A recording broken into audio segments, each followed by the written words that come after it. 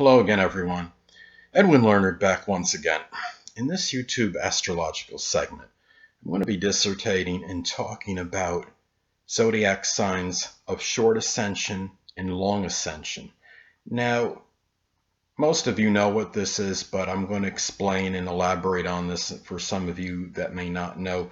Well, short ascension has to do with signs that rise in like under 2 hours each. You figure, okay, there's 12 signs of the zodiac, right? There's 24 hours in a day. So the average sign is going to rise for 2 hours. So the signs of short ascension are going to be ones that average under the average, the 2 hour mark. And then you have signs of long ascension that are going to average more than 2 hours each. So let me go through the signs of the ones people born in the northern hemisphere are the signs of rising signs for Cancer, Leo, Virgo, Libra, Scorpio, and Sagittarius will be signs of long ascension because they rise for more than 2 hours each. And the theory behind these people that have signs of long, people that have these signs that are rising, it is said that they could be more about partnership, relationship oriented, and doing things more collaboratively as opposed to by themselves.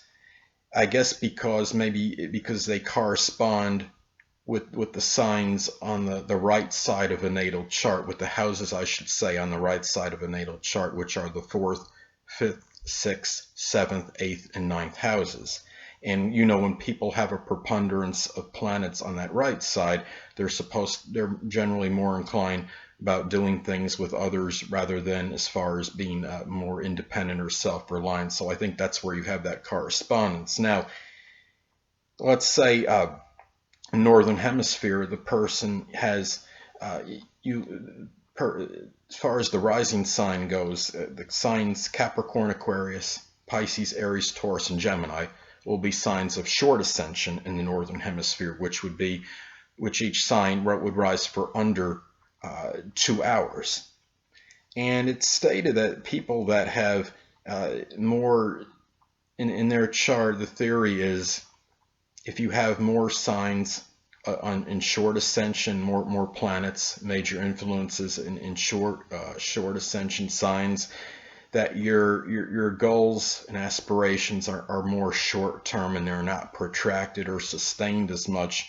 But if you have a preponderance of major influences in signs of long ascension, then you're more about having longer protracted goals and aspirations, things that have more sustained, I guess you could say, more sustained goals. And that's supposed to be the difference as far as how this could impact a natal chart.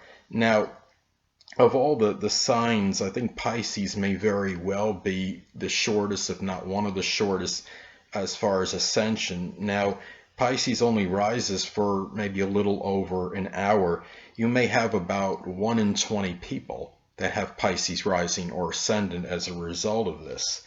And I thought this was very interesting because you have all these 12 signs and you have such a disparity between them in terms of the length of time that each one rises. Now let me get to, if the person is born in the southern hemisphere, then it will be the opposite of what I stated before as far as which signs will be of long and short ascension.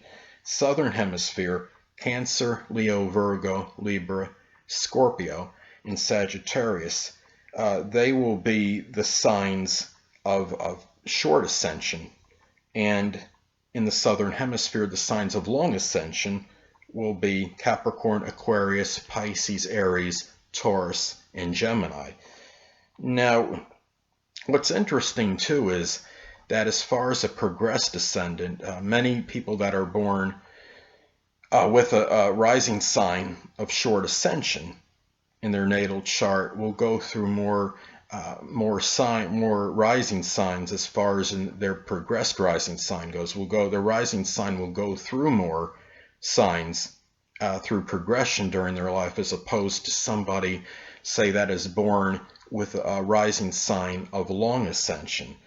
So you might see, I'm not saying you would have all these multiple personality changes during your life, but your energy may be directed in more, you might go through changes in terms of what you're emphasizing in your life, and there may be a little bit more changes in the outer demeanor to some degree, and projection of self. So you might, but don't get me wrong, the rising sign in your natal chart always is with you.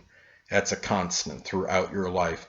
And what a progressed ascendant will do, it'll just give a little, maybe a nuance, a little flavoring to your existing, or natal, I should say, your natal chart ascendant. So that's pretty much what I wanted to get at as far as signs of short and long ascension in a natal chart. Well, anyway, people, that'll conclude this YouTube astrological segment for signs of short and long ascension. And stay tuned next time, where I will be continuing my series on the sun sign and ascendant sign combinations in the natal chart. Two things I want to get with you on before I head out. Firstly, the stars may impel but do not compel. And secondly, never isolate any single astrological element, aspect, planetary placement, position, configuration, influence, or what have you, and make an analysis of a person, astrologically speaking, based on this alone, because astrologically speaking, the person is the sum of all their components in their natal chart, and not just one.